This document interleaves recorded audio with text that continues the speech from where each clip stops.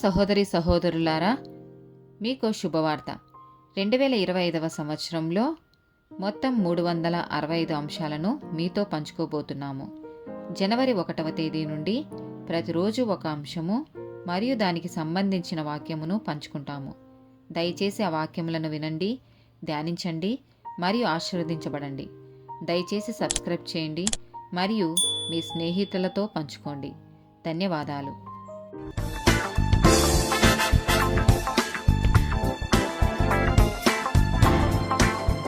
217th day topic బలిదానం. మత్తయి సువార్త 10వ అధ్యాయము 17 నుండి 22, 28 వచనాలు. మనుషులను గూర్చి జాగ్రత్త పడుడి, వారు మిమ్మును మహాసభలకు అప్పగించి తమ సమాజ మందిరములలో మిమ్మును కొరడాలతో కొట్టింతురు. వీరికిని అన్ని జనులకును సాక్షార్థమై నా నిమిత్తము మీరు అధిపతుల యొద్దకును రాజుల యొద్దకును తేబడుదురు. వారు మిమ్మును అప్పగించినప్పుడు ఎలాగు మాట్లాడుదుము, ఏమి చెప్పుదుము అని చింతింపకుడి. మీరేమి చెప్పవలెనో అది ఆ గడియలోనే మీకనుగ్రహింపబడును. మీ తండ్రి ఆత్మ మీలో ఉండి మాట్లాడుచున్నాడే గాని మాట్లాడువారు మీరు కారు. సహోదరుడు సహోదరుని, తండ్రి కుమారుని మరణంనకు అప్పగించెదరు. పిల్లలు తల్లిదండ్రుల మీద లేచి వారిని చంపించెదరు. మీరు నా నామము నిమిత్తము అందరి చేత ద్వేషింపబడుదురు. అంతము వరకును సహించిన వాడు రక్షింపబడును.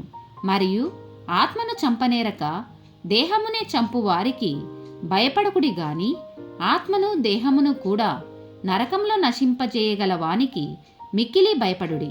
మత్తయి సువార్త 24వ అధ్యాయము 7 నుండి 9 వచనాలు. జనము మీదికి జనమును, రాజ్యము మీదికి రాజ్యమును లేచును. అక్కడక్కడ కరువులను భూకంపములను కలుగును. ఇవన్నీ వేదనలకు ప్రారంభము.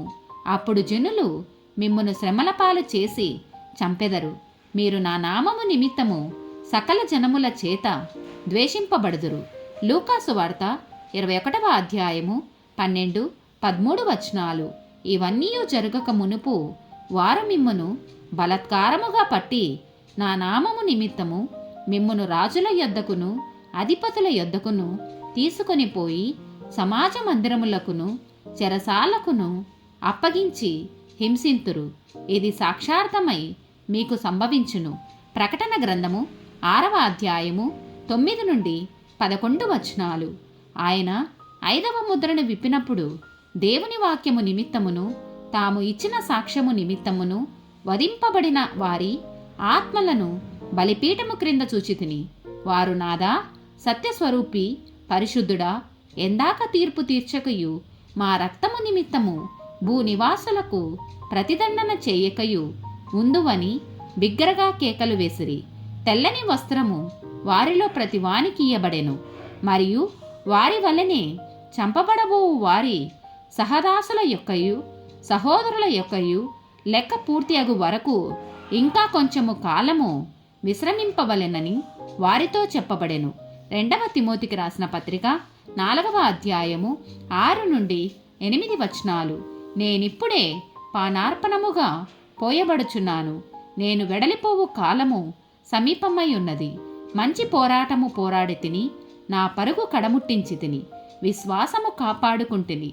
ఇక మీదట నా కొరకు నీతి కిరీటముంచబడి ఉన్నది.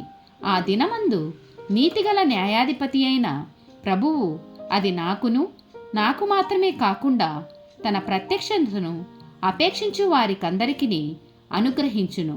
అపోస్తుల కార్యములు 7వ అధ్యాయము 59, 60 వచనాలు.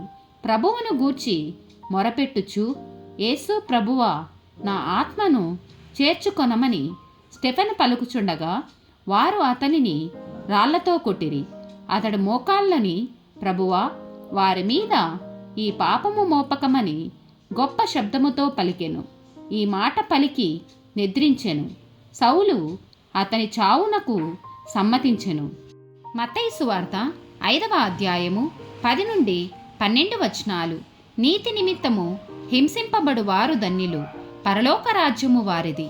నా నిమిత్తము జనులు మిమ్మును నిందించి హింసించి మీ మీద అబద్ధముగా చెడ్డ మాటలెల్ల పలుకున్నప్పుడు మీరు ధన్యులు. సంతోషించి ఆనందించుడి, పరలోకమందు మీ ఫలము అధికమగును. ఈలాగున వారు మీకు పూర్వమందుండిన ప్రవక్తలను హింసించిరి. ఆమెన్.